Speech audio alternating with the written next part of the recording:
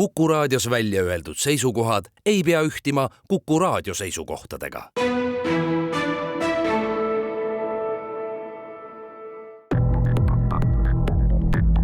Krimiraadio.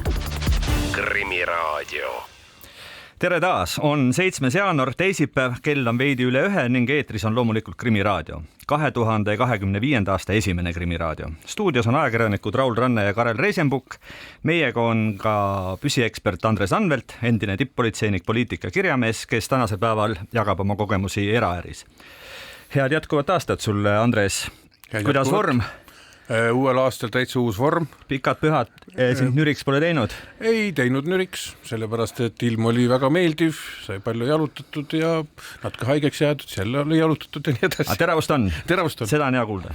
No nii nagu üks aasta lõpp peab olema. Aga nii nagu aasta tagasi on ka 2025. aasta esimese saate külaliseks Põhjaprefektuuri kriminaalbüroo juht Urmet Tambre. Tere tulemast Krimiraadios, Urmet. Tere. Nagu möödunud aastal vaatame ka tänavu üheskoos pisut möödunud aastasse. Räägime, milliste raskete kuritegude ja probleemide lahendamisega Põhjaprefektuur tegeles, milline kuritegelik ilming on ehk taandumas ja võib-olla milline jõuliselt hoopis pead tõstmas. Meil on laias plaanis umbes pool tundi selleks aega, niisiis ärme sissejuhatusele rohkem aega kuluta. Enne kui pöördume möödunud aastasse pilguga, räägime selle aasta esimestest päevadest, mil tuli uudis või tuli teemaks vale raha, et politsei pöördus inimeste poole, et nad tunneksid ära isiku, kes kasutas siis mingisuguste tehingute tegemisel vale raha. Urmat, olete te selle inimese leidnud? Hetkel veel ei ole, et isiku tuvastamisega tegeletakse. Teame hetkel, et ta kasutas Facebookis 3 keelt, nii vene, inglise kui soome keeles, kirjutas inimestele vastu. Inimesed, kes siis soovisid midagi müüa, saadi kokku, anti siis isiku poolt rahasi, osad olid õiged, osad olid vale rahad. Tänaseks on vist 5 menetlust meil alustatud ja tegeleme isiku tuvastamisega, et kui palju ta neid tehinguid siis jõudis teha? 5 tehingut jõudiski teha? Ja, meil on teavitatud hetkel 5 tehingust. Kui suures mahus, kui palju kahju ta jõudis teha siis? Üldjuhul summad ei ole väga suured, aga see ei olegi niivõrd oluline, kui suured on summad. Et eelmine aasta samamoodi just tegelikult aasta alguses üks täisealine ja kasutas siis printerit ja andis ühe noorele lapsele peaaegu siis vale raha kätte, kes siis hakkas poodides ostma sellega. Nad jõudsid ka tegutseda 2 kuud ja kusjuures see vale raha jõudis Hispaaniasse välja, prinditud vale raha, et isikut on meil tabatud, said ka karistatud, aga see näitab seda, et me tegelikult ei kontrolli ikkagi väga tihti neid kupüüre, mis meil antakse, et kui prinditud raha on võimalik inimesele vastu võtta ja ei tunne ära, siis tasub ikkagi mõelda selle peale veel, et see oht on ikkagi täna olemas veel. Sularaha on meile aina võõramaks jäänud, Andres, jah? Jaa, selles mõttes, et minu meelest sularaha kasutamine, ma ei taha raadiokuulajaid eksitada, aga iseenesest näiteks ettevõtete puhul, kui ma Ameerikas isegi õppisin aastaid tagasi, siis on esimene maksuametile esimene tähelepanek, et kui sul on ukse peal silt, et cash only või sularaha ainult, see tähendab seda, et on aeg vaadata, mis seal majas toimub. Aga ma küsin, aga mis kupüürid, et mis on mingi kindel kupüür, mida võtsitakse või? Teaks vaadata üle igaüks. Kui printerit kasutati, siis oli nii 50 kui 20 eurosed, aga üldjuhul ikkagi proovitakse tegelikult 50-seid, sest soovitakse väike ost teha ja saada õiget rahad siis tagasi tegelikult. Ja ma selles mõttes nõustun, et vale raha või rahatehingud üldse, et kui inimene müüb sotsiaalmeedias eset või tahab osta eset, et ollakse juba internetikeskkonnas, siis tundub igatepidisega natukene imelikum, kui öeldakse, et ei, aga tehing toimub siis sularahas, et tulge kohale. Väga kahtlane juba. Jah, et see võiks olla üks märkidest, sest tegelikult enamus ikkagi liidutakse postipakkidega ära ja tehakse ülekanded, et väga-väga harv juhus on, kus seda nagu kuuleb veel. Aga kui nüüd hüpata ikkagi eelmisesse aastasse, eelmise aasta viimastesse päevadesse, siis olid ju ikkagi pikad pühad ja politsei pidi valmis olema ja valmistuma paljudeks lähisuhtevägivallaga seotud väljakutseteks. Kas need mured, kartused pidasid paika? Kas koduvägivalda oli palju? Jaa, kahjuks nii see on, iga pühad politsei teab, et vägivald kodudes kahekordistub, et üle 100 kodu oli sel aastal, vähemalt 100 kodu, kus siis vägivallatseti ja isegi tegelikult, kui pühade ajal suudeti natuke ennast tagasi hoida nende vägivallatsejate poolt, siis pärast pühi on isegi suurem tõus, et kus siis nii-öelda tuleb see vabanemine vägivallatseja hakkab jälle tegutsema, et kahjuks on Eestimaal väga palju kodusi, kus vägivald ikkagi jätkuvalt on. Aga kas see on äkki hoopis see nüanss, et pühade ajal ei teatata, ei saada teatada politseile, et siis hakkavad need nii-öelda teated ja laekumised tulema hoopis peale pühi?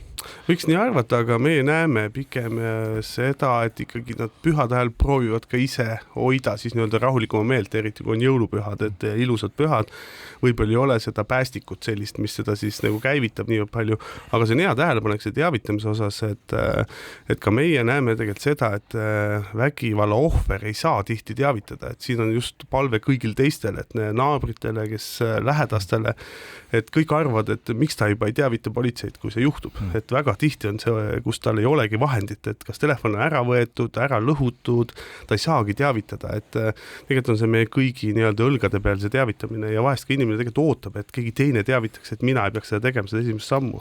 Kui palju on palju, et võrreldes nüüd ütleme tavaliste päevadega, kui palju nende pühade aegu on rohkem selliseid väljakutsed või kui palju rohkem siis politsei peab sekkuma mingisugustesse tülidesse? No igapäevaselt saame 20-30 teadet. Keskmiselt, tavaliselt, jah. Siis pühade ajal on 50 juures teadete arv. Nii ka seekord? Nii ka seekord, täpselt. Andres, ütle, kas ka sinu ajal oli nii, et pärast kirikus käiku ja praesöömist läks ikka kodudes kõvaks peksmiseks? No kui nüüd vaadata ajalukku, siis tuleb kahjuks tollasele tõele au anda ei tahaks, aga tuleb tunnistada seda, et perevägivalla asjad olid üldse 4., 5., 6. järgulised, kui nad üldse olid. Perevägivald oli teiste vägivaldsete kuritegude kõrval märkamatu ja tegelikult, kui me vaatame seda, millal politsei hakkas perevägivallaga tegutsema, see oli siis, kui ütleme niimoodi 2000 aasta esimese dekaadi teises pooles, siis kui ka meedia avalikkus, ka poliitiline surve selleks tekkis, seepärast, et politseil oli ennem seda, on ikkagi, võtame näiteks neid samu tapmisi oli ju tänasest 5, 6, 7 korda rohkem. Tapmiste juurde minnes, võttes sõnasabast kinni, siis üks aasta esimesi politsei uudiseid teatas, et Tõrvas pussitas siis mees oma joomakaaslase surnuks. No võiks öelda, et ikkagi mullune trend jätkus. Millega võib-olla seletada seda, et võrreldes siin nüüd ikkagi nagu viimaste aastatega, et lõppenud aastal oli tappisi kuidagi väga palju?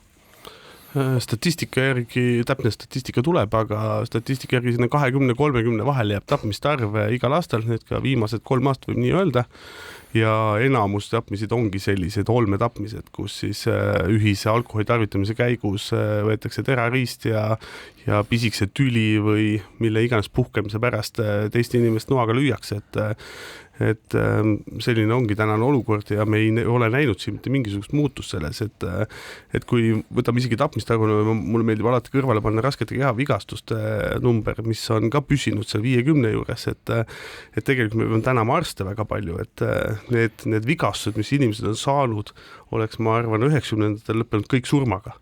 Et arstid lihtsalt teevad väga-väga super tööd täna ja päästavad inimesi, kellel on tõesti 10 noahaavu ja tõesti tuuakse nad elule ja sellepärast on meil tapmiste arv tegelikult ka madalam, et ma arvan, et see number oleks suurem, kui ei oleks niivõrd hea meditsiin meil.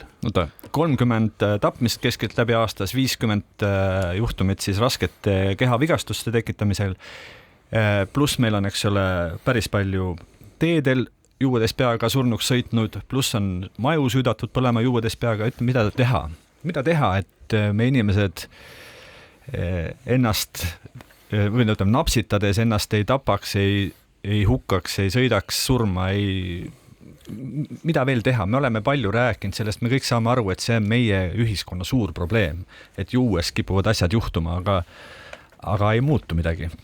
Ja see on väga hea küsimus, et kui me teaksime, et homme teeksime seda kohe ja kui selle mõju oleks ka hästi kiire, aga see, mida mina arvan, et ühtepidi organiseeritud kuritegevus ja kuritegevusgrupid on küll aru saanud, et karistavuse vältimatus on võtnud neilt ära selle võimaluse, et nad neid raskeid kuritegusid toime panevad. Me ei näe täna planeeritud tapmisi, me ei näe täna planeeritud rünnakuid sellisel kujul, mille tagajärjeks siis võivad olla nii-öelda rasked kehavigastused. Nad teavad, inimesed teavad, et sellele järgneb ka väga raske karistus, aga nüüd jääme emotsionaalsete, vaimsete probleemid, alkohol, seal, mis me saan soovitada, kõik ikka need inimesed, kes nendega koos on, et kes joovad nendega koos, nad tegelikult varasemalt teavad, et inimene muutub vägivaldseks pärast alkoholi tarvitamist, aga sellest hoolimata nad lähevad tood poest talle alkoholi juurde, soodustavad seda kõike, ja politseile võiks alati teavitada, et kui inimene on pikka aega alkoholi tarvitanud, et ka teadete arv võiks suureneda, et reageerime, suudame üheskoos maandada neid riskitegureid, et päris seda välja juurida ei saa, aga me saaksime kindlasti maandama hakata neid asju. Muide, kuidas politsei reageerib üldse sellisele väljakutsele, kus näiteks helistatakse politseisse, et me siin koos joome, meil on väikene tüli, ma tahaks, et ta ära läheks, otseselt tegelikult ohuolukorda ei ole, siis kui kiiresti politsei võiks kohale jõuda sellisele kõnele? Ja sõltub asjaoludest, et meil on olnud ka selline väljakutse, nagu täpselt kirjeldasid ja kui me taustas näeme ära, et on vägivallatseja teine pool ja ta on tema kodus, siis ta võib olla meie jaoks ka kõige kõrgem prioriteetsusega väljakutse, kuhu kõik reageerivad, sest et iga minut võib olla selle inimese elu ohus, aga üldjuhul, kui see on teise inimese korteris ja soovib, et inimene lahkuks, kes siis on vägivallatseja ja ta ei lahku, siis politsei tuleb kiiresti ja aitab selle inimese sealt ära. Et kui ollakse ise teise inimese territooriumil, siis loomulikult tuleb ise sealt lahkuda, et aga meie jaoks tõesti, me vaatame inimeste tausta, kes teeb siis väljakutse, või siis kes on see teine pool. Andres, sul oli üks väike kommentaar. Jaa, seepärast, et kui sa küsisid seda eelneva küsimuse, siis mul tuli tunne nagu omal ajal siseministrina pressikonverentsi, mida küsiti ka neljapäev, et mida teha. Siis ma vastan võib-olla nüüd natukene ausamalt, aga kuna teisi ministrid üle kõrvale ja teiste kapsaajade lükata, siis ma arvan, et seda küsimust on võib-olla ei ole kõige õigem küsida politseilt, sest politsei suhteliselt palju võitleb tagajärgedega. Ehk kui me räägime selle samast, et põlevad inimesed, siis see on küsimus suuresti kohalike omavalitsuste poole näiteks, sellepärast, et paljud inimesed, eriti vanemad inimesed elavad sellistes oludes, kus on see küttekehad ja vanad elektrimasinad lihtsalt lähevad põlema. Kui me räägime sellest näiteks, mis puudutab alkoholiga seotud kuritegusid ja mida on väga palju, ma räägin ka liikluskuritegudest, siis peame ka otsa vaatama, siin on väga palju sotsiaalpoliitikat, sellepärast ma ütlen veel kord, ma tean, paljud kuulajad viskaksid mind võib-olla praegu pudeliga, aga ma ütlen seda, et kui me vaatame alkoholi hinda võrreldes teiste, ütleme, hindade tõusuga, võrreldes ka palkade tõusuga, siis üks pudel viina muutub me inimesele iga aastaga odavamaks. Nii et seal taga on kõik need peidus. Politsei peab kahjuks kõigele selle reageerima. Me läheme ja mõtleme järele väikese reklaamipausi ajal.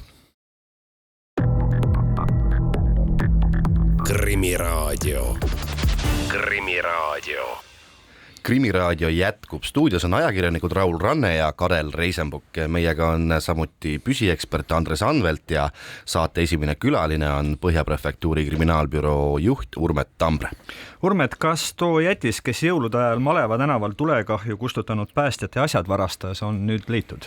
Ja, isik on leitud ja asjad on tagasi ja siin ma pean peangi tänama kõiki Eesti inimesi, kes kõik jagasid seda uudist, nende emotsiooni, nende seda soovi, et see kuritegu peab lahenema, et see surve kurjategijale oli niivõrd suur, et see kurjategija tuli ise politseisse ja tõi asjad tagasi.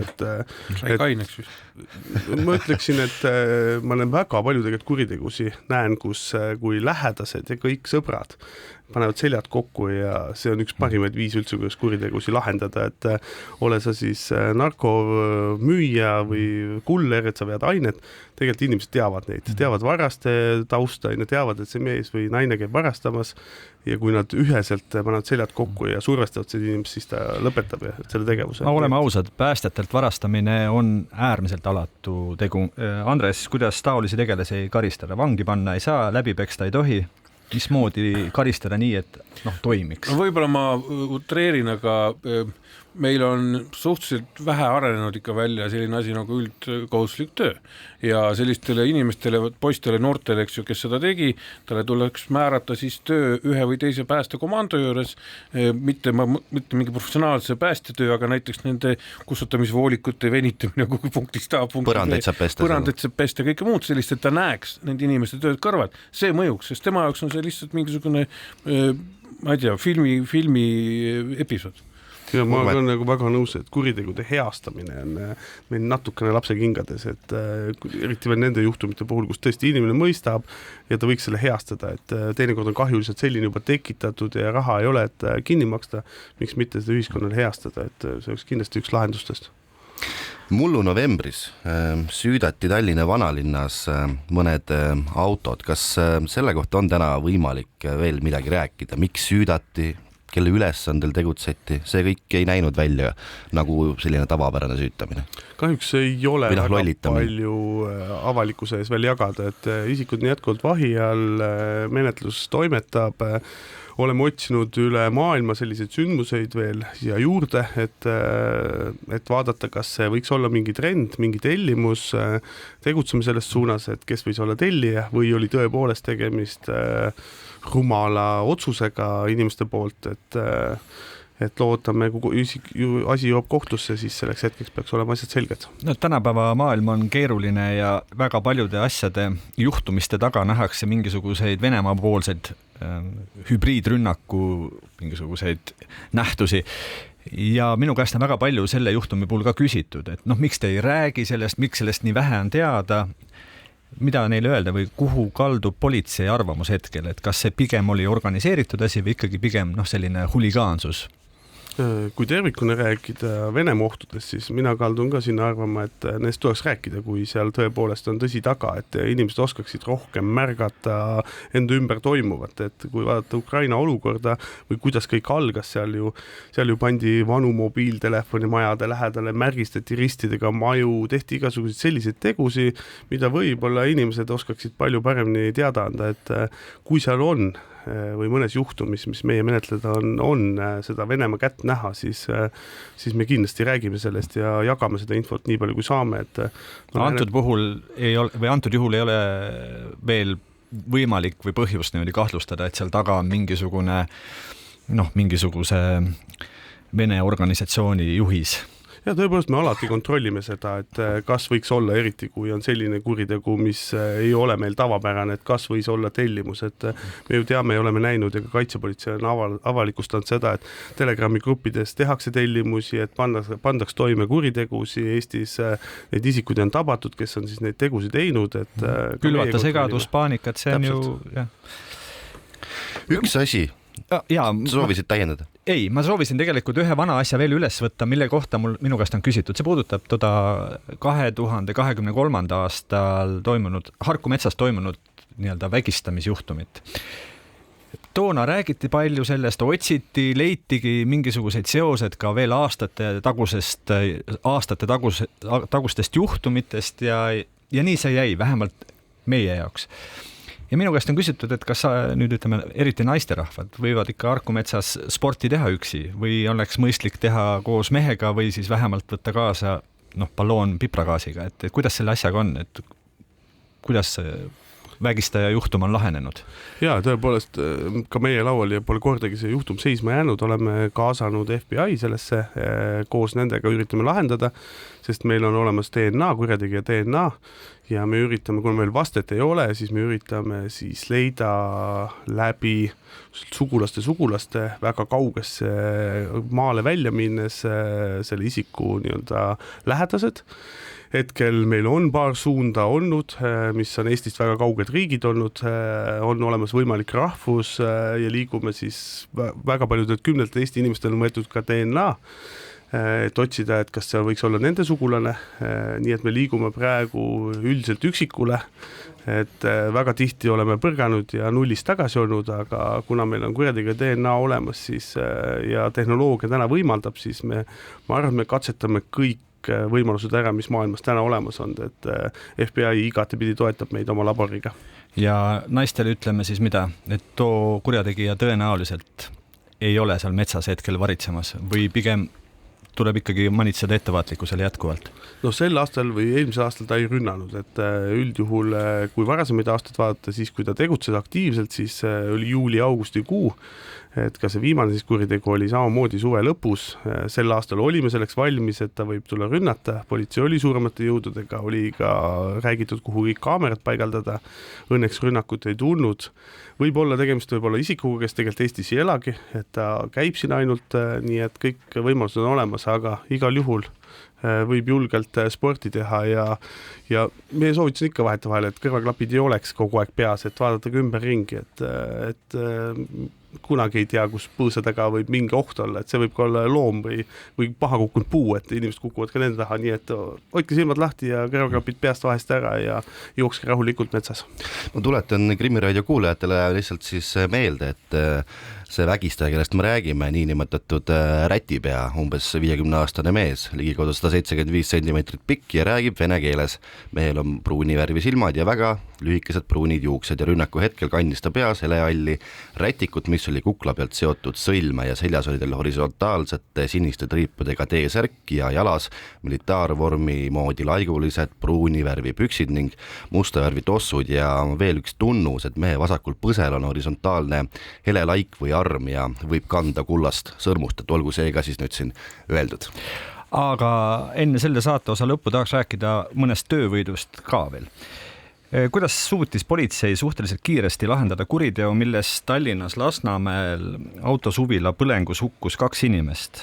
Arvataks süütajaks osutus 30-aastane lätlane Jaanis Ivulis. Ma tean, et kohus Ivulise üle praegu käib, aga ikkagi, miks ta süütas, mis seal autosuvilas toimus? Saad sa? Ja, ma saan rääkida sellest, miks nii kiiresti sai kuritegu lahendatud praegu. Me oleme selle üle muidugi väga rahul. Täpselt, ma olen väga rahul selle üle, et inimesed, kes nägid, et suvi läks põlema, siis koheselt helistasid politseisse ja häirekeskusesse ja filmisid seda ja nende jaoks tundus imelik, et 2 inimest lahkuvad siis sealt põlengu kohast, et sealt sai see lugu alguse. Kui pääste jõudis kohale, siis leidis ta sealt 2 hukkunut ja õhtuks olid need isikud kinni peetud, et jõuame jälle sinna, et politsei ei ole üksinda tugev, et me oleme siis tugevad ükskõik mis valdkonnas, olgu see liiklus, rasked kuriteod, kui me kõik üheskoos tegutseme ja päriselt helistame alati, kui me midagi kahtlast näeme, et ja see vist oli ka ikkagi selline, mis on praegust välja, ma just mugavalt käisin eile seda lätlast kohtus vaatamas, tutvusin ka nende tõenditega, mis on tänaseks avaldatud, et selline olmetüli ja tegelikult sellist motiivi polegi jätkuvalt teada, mees väidab ise, et ta oli nii silmini juua täis, et ei mäleta mitte midagi ja selle juurde ta jäi ka eile kohtus. Täpselt, aga see ei muuda fakti, et ta on kuriteost süüdistatav hetkel kohtu all ja meil on tõendid, et tema selle teo toime pani, ehk siis ootame kohtuotsuse ära. Aga politsei pidas sügisel kinni mehed, keda kahtlustatakse neile tuttava noormehe ning tema raseda naise mõrvas ja arvutikelmuses. Sündmused ise toimusid aastal 2022, politsei uurijad said sellest teada alles 2023, seega polnud ka võimalusi, mis on siis kuumadel jälgidel tegutsemisel. Ei olnud ei valvekaamerate salvestusi ega adekvaatseid ütluseid. No kuidas see ränklugu ikkagi ära lahendati?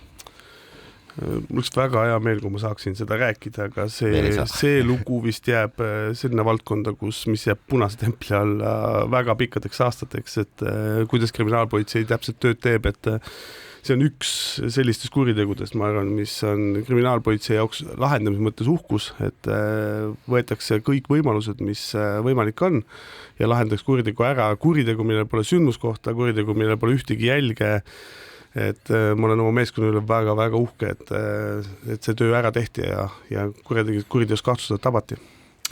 Mida meile alanud aastaks soovida, Urmet, kui veel lõpetuseks nii küsida? No kui ma vaatan, mis üldse ühiskonnas maailmas toimub, et siis valeuudiseid meeletus koguses ja see läheb ainult hullemaks, et soovin kindlasti inimestele selged pead ja vaadake, kus see uudis pärineb. SMS-id, õngitsused on tõusnud 300% maailmas, Eesti inimesed ei lange need ohvriks sama suures hulgas. Jälle, vaadake, kes teile sõnumit saadab, kui te tehinguid teete, siis ja ettevõtlustele me soovime kindlasti seda, et tehke järelevalve korda, et kõik majanduskuriteod, mida meie näeme, mis on toime pandud, on halva järelevalve tulemus, et usaldatakse ja päriselt järelevalvet ei ole, on see siis raamatupidamise üle või siis ettevõtte juhatuse üle, et tehke see väike asi korda ja uskuge, teil on poole väiksemad kahjud ettevõttes ja jooge vähem alkoholi ja kui joote, siis koos sõpradega, kes teid pidurdavad tegelikult. Lõpetage õigel ajal. Ja lõpetage õigel ajal ja ärge jätke sõpra üksinda, et meil on ka igal aastal tegelikult neid juhtumeid, kus sõber jäetakse üksinda ja lõpeb traagiliselt, nii et kained pead ja hoidke liikluses ka kindlasti, ärge tegelege kõrvaliste tegevustega, et alles hiljuti sõitsin öösel Pärnust ja ma vaatasin seda autode rivi, kui suvel saad aru, mida auto vastu tulev auto teeb, siis praegusel ajal ei saa. Sa lihtsalt näed, et tuled tulevad ja sa pead uskuma, et see inimene on kaine. Samas jõulude ajal tehtud siis operatsioon näitas üle 100 purjus juhi oli, nii et olukord on väga halb liikluses, nii et hoidke oma inimesed kainena roolis. Jah, võib-olla ei peaks üldse sõitma, kui olukord nii hull nali. Põhjaprefektuuri kriminaalbüroo juht Urmet Tambre, täname, et leidsite aega tulla Krimiraadiosse, palju jõudu ja edu jätkuval aastal. Meie teeme siin aga väikese pausi, et pärast seda rääkida mõjukast allilma tegelasest Valeri Ramjalast ehk Jokkerist ja tema kuritegelikust jõugust. Krimiraadio. Tere tulemast tagasi, stuudios on endiselt Raul Ranne ja Karel Reisenbuk ning püsiekspert Andres Anvelt. Nagu lubatud, vahetame teemat ning võtame nüüd jutuks mõjuka allilmaliidri Jokkeri ehk passinimega Valeri Ramjala, kes möödunud suvel pea 6 aastaks vangi mõisteti. Selleks oleme Krimiraadio stuudiosse palunud hea kolleegi Delfi ja Eesti Päevalehe ajakirjaniku Aleksander Pihlaku, kes on põhjalikult Jokkeri ja tema grupeeringu kohtuistungeid jälginud, mehe toimikut uurinud ning selle pande hingeelu omale selgeks teinud. Tere tulemast Krimiraadosse, Aleksander! Tere ja aitäh kutsumast!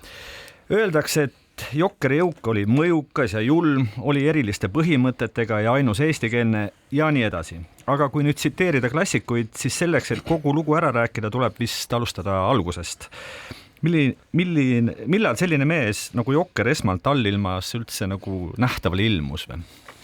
No päris algusesse on raske mul minna, sest et ma tean nii palju, kui ma tean ja nii palju, kui ma tean, siis vähemalt tema enda ütluste järgi ta ilmus nii-öelda pilti 90. lõpus, kus tal väidetavalt tekkis üks kaklus, kus ta lõi mingisuguse eriti edeva löögiga kellegi nii-öelda knockout või ma ei tea, mis staadiumisse lõpuks. Aga sealt siis väidetavalt hakkas tal tekkima niisugune rusikatuntus. Tol ajal ta käis ka ühes boksiklubis, kus oli palju liikumas allilma tegelasi ja sealt ta sai mingisugused kontaktid ja hakkas jõlkuma ringi nende inimestega, et sealt võib-olla hakkas tema niisugune allilma persoon nagu pihta. Andres, see jääb aega, kui sina veel politseis töötasid. On sul meeles või meenub sulle selline tegelane või see tema tekkimine vähemalt? Ei, kindlasti mitte. Ma olen hästi lugenud ka väga huvitavat Aleksandri lugu ja proovinud endale meelde tuletada seda, sellepärast, et Karl Lehmanni klubi ja Nikolai Tarankov, need on kõik, nagu öeldakse, sinu aja kangelased, kangelased, eks ju. Ja kui ma jäin nagu põrnitsema seda rida, kus ma saan aru, et tegelikult selle Jokkeri siis korjas üles Makušin nagu enda selliseks, poisiks või ütleme vedajaks, siis oli minu jaoks selge, sest Makušin ei olnud kunagi allilmas mingi väga kõva tegija, ütleme, ta oli lähedal seisev, aga teda väga palju ei usaldatud. Sellepärast, et tõmbas inimesi enda ümber, tõmbas seda sama ühiskassat mitu korda, ta on olnud väga tugevas narkosõltuvuses ja selliseid poisse, nagu see Valeri Fjodorov vist oli tema õige nimi, eks ju, neiupõlve nimi, nagu öeldakse, oli tema ümber muidugi väga-väga palju, sest kui oli näiteks kuskil jälgitav, ütleme, mingi Makušini nii-öelda Gruusia restorani pidu või midagi sellist, siis oli sellist španaad, nagu meie nimetame patsaane, seal ümber ikka kümnetes ja kümnetes. Osad neist ikkagi kasvasid suureks, teised langesid. Jokker näiks olevat siis see mees, kes tõusis sealt tasemelt, et millega see seltskond seal silma jäi või ütleme, millal ta hakkas juba enda ümber looma mingisugust punti, nii-öelda Jokkeri punti siis? Tegelikult ta juba seal Makušini ajal oligi, et Makušin muidu nagu koondas enda ümber selliseid vene pätte rohkem, aga mingi hetk oli tal saanud küllalt sellest, sest et nad vist ei toonud nagu piisavalt raha sisse, aga siis ta võttiski või leidiski selle Ramjala, kes siis võttis enda Eesti poisid kaasa, nagu tal on küll Valeri Fjodorov oli nimi, aga ta ise räägib nagu paremini eesti keelt ja tegelikult ta vene keelt Just, et tema puhul nimi veidike eksitab, et ta ei ole venekeelne inimene. Just, et aga küll, aga tal olid sellised Eesti pätid veel kõrval, kellest mõni oli ka selline, kes oskas võib-olla vene keelt paremini. Ja tegelikult, kui Ramjalg just selle Makušiniga asju ajades veel 2009 vist oli see, kui ta kinni läks ja ülejäänud poisid ja Makušin jäi ka suht vabadusse või siis suht kiirelt said vabadusse, siis tegelikult hakkaski juba siuke Eesti poiste ja Makušini vahel selline tüli tekkima ja siis Toits, siis Taivo Havam, kes võttis siis selle Jokkeri rolli seal grupis üle, kui Jokker ise oli nagu kinni. Siis tema juba hakkas minu arust eralduma Makušinist ja kui Ramjal 2012 vist võis olla see välja sai, siis ta ka nii-öelda siis läks täiesti eraldi ja siis väidetavalt siis enda sõnul siis taotles veel toona, kes ta nüüd oli, Tarankovilt siis luba, et oma grupeering luua, et siis seal on sellised normid, et sa pead selleks mingisuguse loa saama. Andres, sa tahtsid täiendada siin? Jaa, ma lihtsalt tahtsin öelda seda veel, et kuulajatele oleks nagu selge, et 2004 kui ma viimast korda Keskkriminaalpolitseis organiseeritud kuritegevuse mingid ülevaated lugesin, siis mingit Ramjalga või Jokkerit või Fjodorovi seal kindlasti ei olnud, aga nii nagu Aleksandr ütleb, jah, need asjad hakkasid toimuma natukene hiljem ja natukene mul muidugi tekitas ka artiklis, aga see on nüüd üles ehitatud selle sama Jokkeri ütlustele teistele, et see sama asi, et kui ma teen grupeeringut, siis ma pean küsima luba, ei, sa pead luba ka küsima, aga tegelikult sa pead sisuliselt sõlmima lepingu, missuguse osa ja kui palju sa oma grupeeringu sissetulekust, millised on ka perspektiivid, näitame ette oma äriplaani, sellepärast, et sa kellegi teise turule ei roni, sellepärast Tarankovi ülesanne siis, kui ta ühiskassa juhina oli veel tegev ja tugev, tegelikult 2002 dekaadil ta ei olnud enam seda eriti, siis ikkagi väga selge oli see, et ta peab hoidma ka need tülid eemal üksteises, et ei lähtuks üksteisega tülli, nii et selles mõttes, et oleks kõige olulisem on muidugi see ja huvitav mul kui endisele kriminaalpolitseinikule on see, et kui suur osa ja mida ja palju nad siis andsid selle ühiskassale, mis oli tegelikult hääbumas. No vaevalt, et selle kohta leping on, aga siin suusõnaline. Jah, aga siin tahaks küsida, et mis oli see tegevus siis? Millega siis tegeleti? Mis osas küsiti Tarankovilt siis nagu luba, et me võime selles sfääris, selles linna osas sellega tegeleda või kuidas, midagi sellist see jutt oli? No jah, nendel oli, nagu üldiselt on grupeeringutel tavaline selline katusepakkumine niimoodi, aga paljudel on ka narkoäri, aga minu meelest Jokkeri grupeering, mis siis hiljem on La Familiaks ristitud, aga tegelikult see oli lihtsalt selline grupivestluse nimi, mis varasemalt kandis nime Sauni jõuluks. Aga temal oli Ramjalal ja siis Havamil oli siis selline ütlus, et enne löön kellegi kasti, kui istun narko eest 7 aastat. Et see oli nagu selline põhimõte, et see on nagu loll asi, mille eest pikaks ajaks kinni minna, et see ei ole ka nii tulus.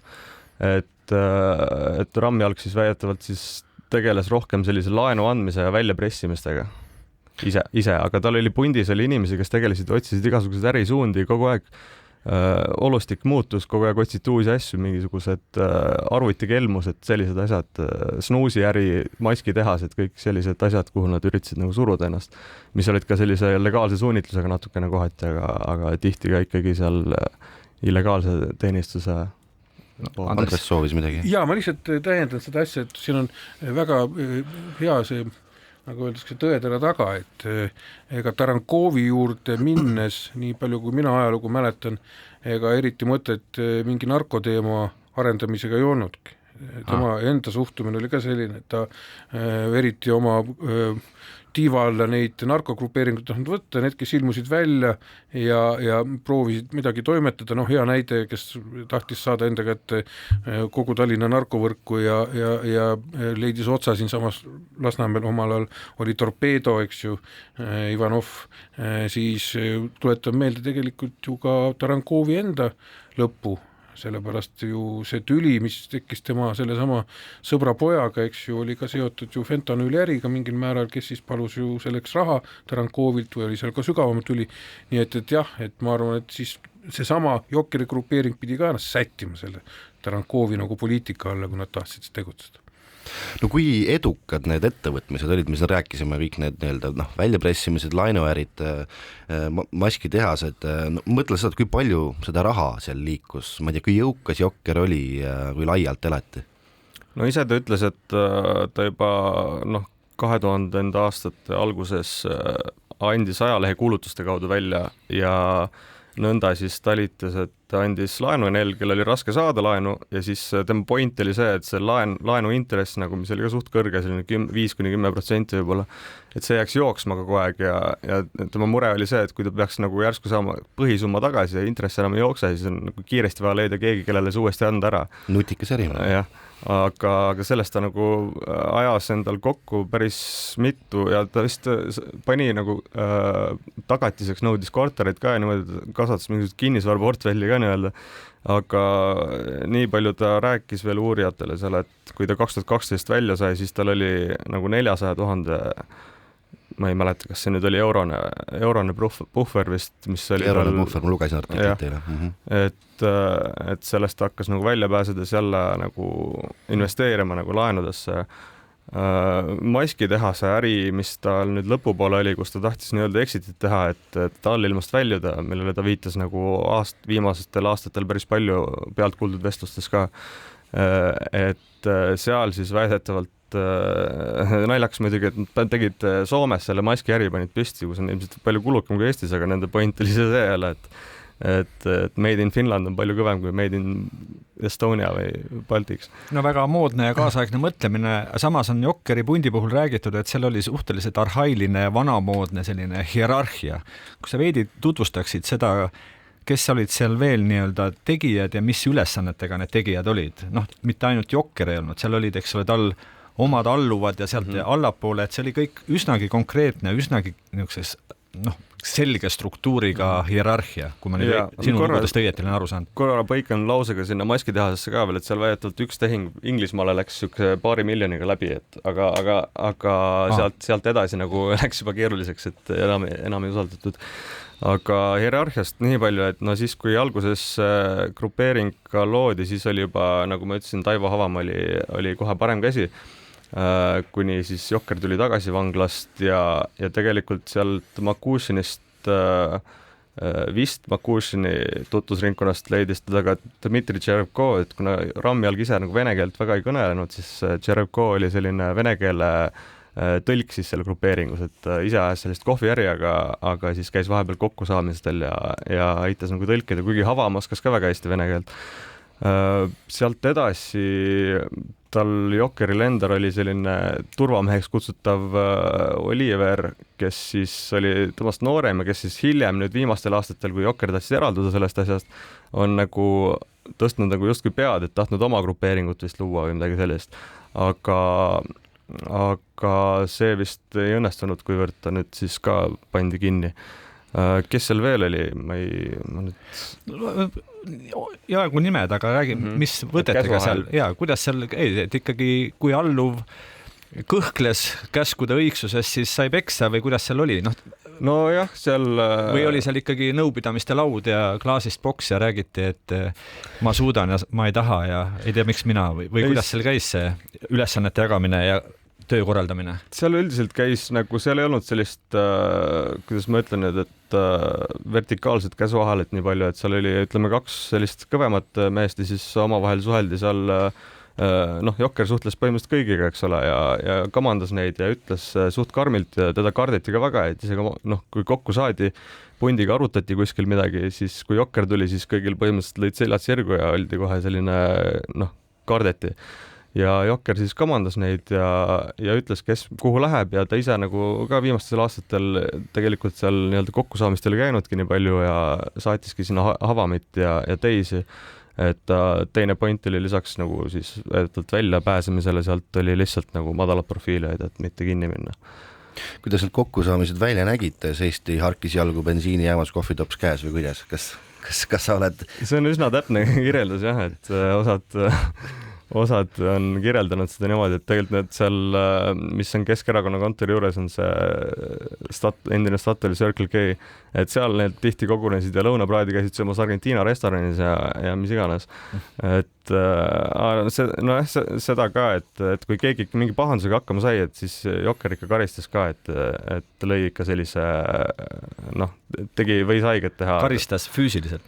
Füüsiliselt karistas või siis lasi kellelgi karistada, tal olid osad tüübid, kes siis olidki sellise, seda võib-olla ei juhtunud liiga tihti, aga sellest, et seda kardeti ka, et osati kohe käituda. Aga teeme siin väikese pausi. Krimiraadio. Krimiraadio on pausilt tagasi ning saatejuhid Raul Ranne ja Karel Reisenbuk jätkuvad siin stuudios koos püsiekspert Andres Anveltiga juttu Eesti allilma tegelasest, täpsemalt hiljuti luku taha pandud Jokkeri grupeeringust. Ning saatekülaliseks on meil täna Delfi ja Eesti Päevalehe ajakirjanik Aleksander Pihlak, kes on selle kuritegeliku pundi tegemised omale üksipulgi selgeks teinud. No me jäi jutt pooleli siin, et seda punti kuidagi omasugustes ikkagi pisut peljati, et nad võisid olla üsna füüsilised ja agressiivsed ja sa oled seal nagu mõnda momenti ka oma lugudes kirjeldanud, et kuidas need nii-öelda karistusaktsioonid või asjad välja nägid, et pandi seal mingid mehed vastamisi, võid sa võib-olla kirjeldada natukene? Jah, et seal grupisiseselt see käis niimoodi omakeskis, et kui vahel tahtis võib-olla lihtsalt Jokker ennast kehtestada ja ilma suurema põhjuseta andis mingisugust taugu kuskile, et näidata võib-olla kellegi teise ees ennast, aga teinekord oli jah, mingisugused võlad hakkasid nagu venima, siis oli ka vaja koht kätte näidata, et mis juhtub, kui võlg hakkab venima. Pandi kaks meest ringi autode vahele ja... See oli nüüd see juhtum, kus olidki nagu grupeeringu välised inimesed, kes siis olid smugeldanud kokaiini Eestisse ja neilt siis taheti nagu, kuna nad olid pätid, kellel ei olnud mingisugust grupeeringu tausta või kaitset, siis nad kasutasid seda võimalust ära, kus nad panid kaks omavahel sõbrad olevat siis koostööpartnerit omavahel kaklema ja siis võtsid selle kokaiini ja lendasid sellega minema lihtsalt. Ma ei tea, Andres, sa võib-olla oled kursis varasema sellise tausta järgi, et kuivõrd mõjukas nii-öelda venekeelsete grupeeringute jaoks oli või võis olla nüüd Jokkeri grupeering. Me siin oleme rääkinud, et oli mõjukas, ta oli suur, ta oli tegutses siin ja seal ja väga mitmelgi pool ja olid põhimõtted, oli struktuur ja kõik. Aga sa tunned hästi nende varasemate klassikaliste Vene allilma jõukude nii-öelda siseelu. Mis sa arvad, kuidas nemad suhtuda võisid sellesse või kuidas see suhtlemine võis käia? Kõik, ütleme see, mis 90-ndatel üles ehitati, see kuritegelik struktuur, mida juhtis siis nüüd kadunud Nikolai Tarankov ja seesama ühiskassa, see oli kollegiaalne organ.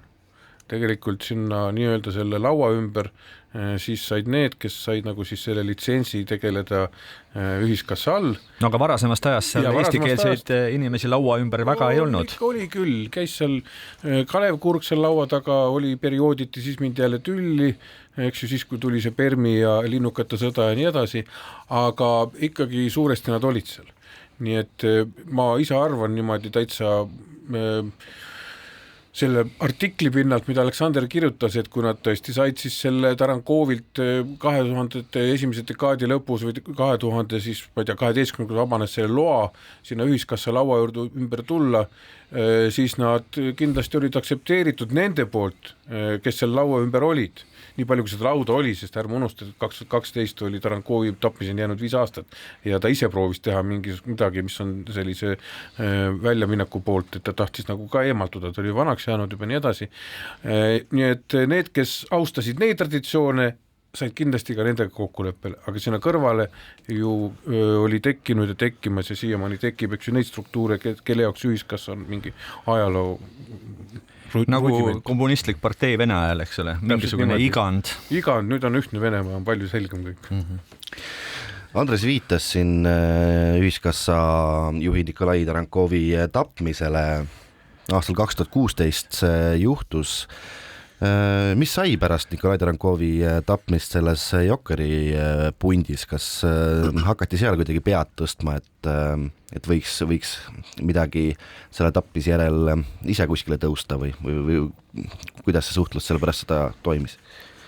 Seal oli, mäletan, seal oli pärast seda Tarankovi surma oli kogunemine seal Kopli või Sõle tänava lõpus ja Kopli tänava ristis mingisuguses asutuses, kus siis on praegu mingisugune piljardisaal, aga seal siis need Tallinna tegelased kogunesid, et mis saama hakkab ja noh, seal ei osanud keegi midagi karta ja tegelikult seal Jokkeri hilisemate ütluste järgi siis Jokker siis kartis väidetavalt, et seal võib minna nagu kõvemaks sõjaks ja üritas ikkagi punti koos hoida, et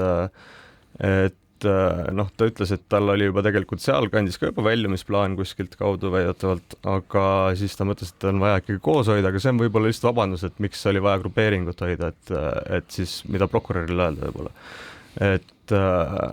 Et kardeti sellised gängisõjasid ja hakati nagu noh, et oleks kellelegi toetuda nii-öelda allilmas. Me oleme siin korduvalt või sa Aleksander oled korduvalt rääkinud, et Jokker, rääkis uurijatele, tunnistas uurijatele, selgitas ja ühesõnaga väga palju sellest, mis me täna räägime, on ta ise rääkinud. Ja samas me teame, noh, Andres võib siin kinnitada, et noh, ühe allilma liidri jaoks pole suuremat pattu, kui midagi uurijatele nüüd rääkida. Kuidas sellesse kõigesse siis suhtuda? No kuidas ikka suhtuda, et ilmselt see, et noh, ta andis tõesti erakordselt põhjalikke ütlusi ja omal initsiatiivil ja korduvalt käis ja andis ja rääkis juurde ja küsis, et küsige veel, mida tahate, et ma räägin. Et see tähendab ühest küljest seda, et ta nagu, kui ta välja saab sealt, siis ega tal ei ole nagu asja sinna allilma enam küll ilmselt.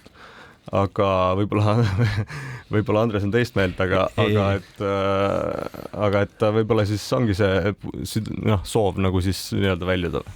Jah, ma Andrese käest tahtsingi küsida, et kui üllatav see sinu jaoks on, et muidu nii väga kõvad ilmamehed järsku kuidagi jube jutukaks muutuvad. Kas võib-olla allilma aeg on läbi Eestis? Allilm on muutunud või? Ma arvan, et muidugi allilm ka muutub. Kindlasti on läbi 90 aastat selline betooni raiutud igasugused ühiskassad ja muud sellised organisatsioonid, kui Vene traditsioonid organiseeritud kuritegevus, aga ikkagi see, mis Jokkeri puhul oli üllatav, et selline koostöö, see ei mahu isegi sellise soft allilma, sellepärast et tegelikult sa, autoriteet on üles ehitatud sellele tegelikult, et sa ei suhtle riigiga, sa ei kurda riigile, sa ei lahenda oma probleemi läbi riigiorganite, aga antud juhul sa annad riigile välja nii enda tegevuse, nagu ma Aleksandri loost ja ma jutus praegu kuulsin, eks ju, ta räägib sellest, mis toimusid, eks kokkusaamised kuskil, kus arutasid teiste grupeeringu liikmetega. No ma ei tea, ta võttis endale ikka väga suure vastutuse, et allilmas ei ole tal muidugi midagi teha, küsimus on teistest ilmudest. Ta oli teisest küljest ka väga nurka surutud, sest seal oli tõesti väga aastate jagu pealt kuulamisi ja nagu tal ei olnud nagu väga palju muud teha, kui end päästa, et vastasel juhul ta oleks ilmselt võinud saada nagu oluliselt pikema vanglakaristuse ja lihtsalt arvatavasti jah, täpselt, ma olen sellega täitsa nõus, ja kindlasti, kuna ma saan aru, et tema tegevus oli ka kohati, eks ju, valgekraeline, eks ju, ta ei olnud ju lihtsalt mingisugune rusikamees, ehk siis ta on endale võib-olla ette valmistanud mingi puhvri, et ta siit peab lisaks sellele 400 000 veel mingisuguse tõsisem puhvri. 2012. See oli 10 aastat. Inflatsioon selle ära söönud. Praegu on uued puhvrid võib-olla või sokisääred, nagu ta ise ütles. Aga ma saan aru, et ikkagi peale Rammjala enda olid ka need teised mehed seal grupeeringus ikkagi üsna jutukad ja tegelikult nad vist olid selle kokku leppinud, seal oli vist huvitav nüanss, nad ju vanglas kokku omavahel ei puutunud, et mismoodi nad neid asju seal kuidagi vanglas seda infot liigutasid. Ja, et seal osad Jokker kusjuures vist ei olnud üks neist, kes siis niimoodi leidis üksteist, aga seal siis osad, kes siis olid vahistatud juba, Nad hoiti muidugi eraldi ja nad kordamööda viidi jalutusboksi, kus siis üks hetk avastasid, et nad on omavahel hakanud nagu vestlust pidama seinale kritseldades, et kas peaks minema kokkuleppele, siis jätsid selle oma initsiaalid ja siis uurisid selle, et mis teine võiks arvata sellest ja siis osad siis lõpuks siis jõudsidki selleni, et andsidki ka põhjalikud ütlused, aga osad jällegi ei andnud, osad panid suu lukku, läksid lihtsalt kokkuleppele ja nemad on siis võib-olla need, kellest me kuuleme mõne aasta pärast jälle. Ma lõpetuseks tahtsingi küsida, et nagu ütlemine on, et loodus tühja kohta ei salli, et keda me nüüd lähemal ajal saame selle Jokkeri pundi asemel näha siin allilmas tegutsemas. Kuidas sulle tundub, Andres näiteks? Mind kindlasti ei näe. Sa küsid Andres näiteks. Andres, sinu käest küsin. Ja ma arvan seda, et me ei oska seda keegi arvata, mikspärast, sellepärast, et me ei tea, kuhu poole kõigis nendes globaalsete sündmustes, mis meil rõhuvad peale sõda Ukrainas, eks ju, mingisugused muud sündmused Euroopas, me ei tea, mis pidi üldse organiseeritud kuritegevus hakkab arenema, aga üks fakt on see, et organiseeritud kuritegevus selline allilma jõukude aeg on suuresti läbi. Minnakse rohkem projektipõhiseks ja individuaalsemaks. Aga aeg on halastamatu, sellega on 2025. aasta esimene Krimiraadio lõppenud. Me täname kõiki külalisi, nii sind, Aleksander, kui ka saate esimeses osas külas käinud Põhjaprefektuuri kriminaalbüroo juhti Urmet Tambret, samuti meie head sõpra, Krimiraadio püsiekspert Andres Anveltit ning loomulikult kõige rohkem meie arvukaid kuulajaid. Saadet juhtisid nagu ikka Raul Ranne ja Karel Reisenbuk. Järgmine Krimiraadio on eetris juba järgmisel nädalal, nagu ikka teisipäeval kell 1. Kuulmiseni. Krimiraadio. Krimiraadio.